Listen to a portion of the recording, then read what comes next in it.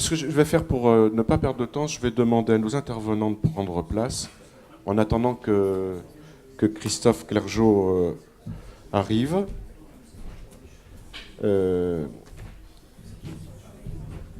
Avec Victor Ramon, déjà installé, qui est président du Conseil d'orientation et de surveillance de la Caisse d'épargne Bretagne Pays de la Loire, et qui va parler au nom des coopératives bancaires, entre autres. À côté de Victor, Thierry Patou, qui est administrateur de la Fédération nationale de la mutualité française. On va parler des mutuelles. Avec nous également Fanelli Carré-Comte, qui est jeune député de la 15e circonscription de Paris. Oui, bien sûr, excusez-moi.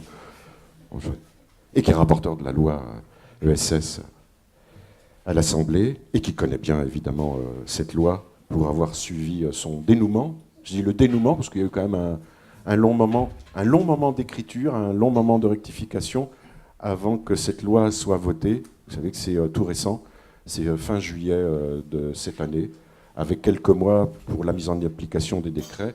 Et notre rendez-vous porte justement sur les conséquences de l'application de cette loi pour les acteurs historiques ici présents et représentés, que sont nos invités.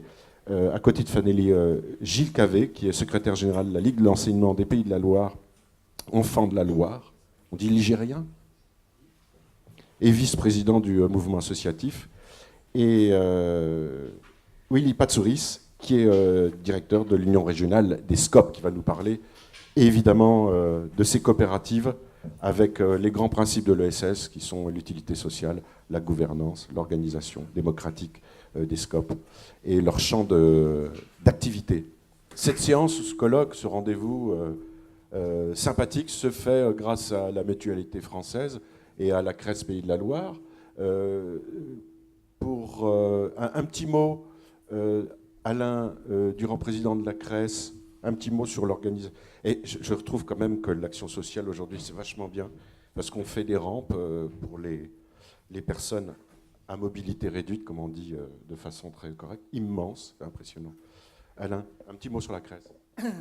Un petit mot rapide alors sur la CRES. La CRES donc, regroupe toutes les familles de l'économie sociale, et comme l'a dit Christophe Clergeau tout à l'heure, élargie maintenant depuis la nouvelle loi aux ESUS, aux entreprises sociales, aux entreprises solidaires d'utilité sociale.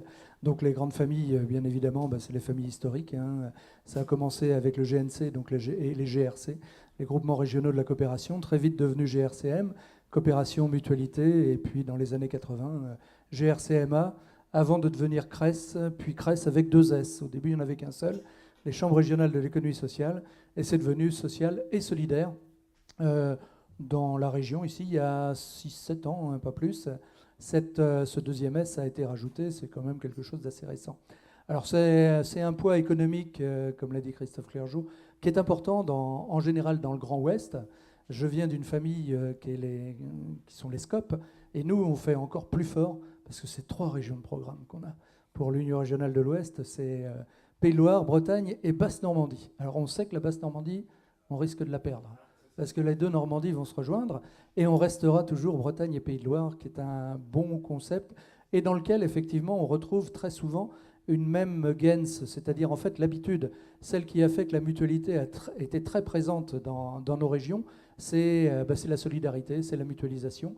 Pourquoi on n'est pas plus mal soigné alors qu'il y a beaucoup moins de déconventionnement en Pays de Loire et en Bretagne? C'est pas parce que les médecins sont moins bons et donc ils n'osent pas se déconventionner, c'est tout simplement parce que la mutualité est très puissante. Pourquoi il y a de l'optique? C'est parce que la mutualité est puissante.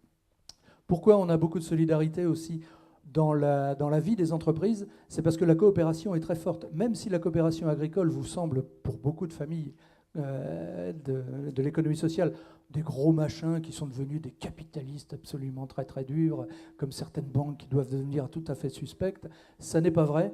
L'aspect coopératif est déterminant dans cette chose-là, et Terrana est un exemple assez abouti quand même alors on ne va pas jusqu'aux AMAP, mais de solidarité locale, quand il travaille également avec une coopérative de consommation, en l'occurrence les Unico, Super U, pour pouvoir faire en sorte que dans tous les magasins, on retrouve des produits locaux. C'est tout bête, mais c'est vrai que du coup, c'est la solidarité coopérative qui rentre dans ce domaine-là. Et puis, bien sûr, le tissu associatif, je ne vais pas y revenir. Gilles le fera beaucoup mieux que moi, et c'est un militant de la cause associative pure et dure. Donc, je vous souhaite une bonne rencontre. Merci. Merci Alain. Jean-Pierre Gillet, un petit mot pour la Mutualité française. Oui, alors la Mutualité française, c'est un des membres tout à fait important de l'économie sociale et solidaire. Notre attachement est important. D'ailleurs, aujourd'hui, nous sommes là pour ça, hein, dans cette co-organisation de cette conférence avec la CRES. Moi-même, je suis donc représentant à la CRES de l'Union régionale Mutualité française et vice-président de la CRES. On a véritablement, je dirais, un attachement à l'économie sociale et solidaire. Hein. Nous, solidaire, pour les mutuelles, un mot très fort. Alors la Mutualité française en région, c'est une association, c'est une organisation extrêmement importante puisqu'elle regroupe la quasi-totalité des mutuelles qui sont sur les valeurs de solidarité et de protection sociale dans une vision, encore une fois, de partage, de solidarité. Donc notre attachement à la CRES est très important. Au moment où cette loi vient d'être votée, nous avons, ça a été très bien dit tout à l'heure par Christophe Clergeau, je crois qu'il y a une opportunité pour les acteurs de l'économie sociale, effectivement, de marquer en quelque sorte ce qu'ils sont, de marquer en quelque sorte de rappeler ce qu'ils représentent dans l'économie française d'aujourd'hui, de rappeler quels sont leurs objectifs de solidarité dans un monde qui est dur, qui n'est pas facile aujourd'hui. Il y a quand même aujourd'hui des forces qui travaillent fortement pour la solidarité. L'Union régionale, la Mutualité française font partie de ces organisations avec la CRES. Et alors, aujourd'hui, le thème miroir, dis-moi si je suis toujours de l'ESS, je crois que c'est une bonne question. On doit être constamment vigilant. Cette loi a été votée, c'est une première, on l'attendait depuis longtemps.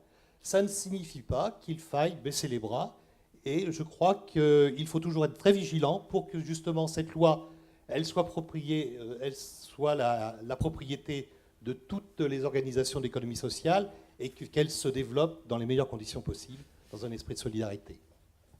Merci Jean-Pierre.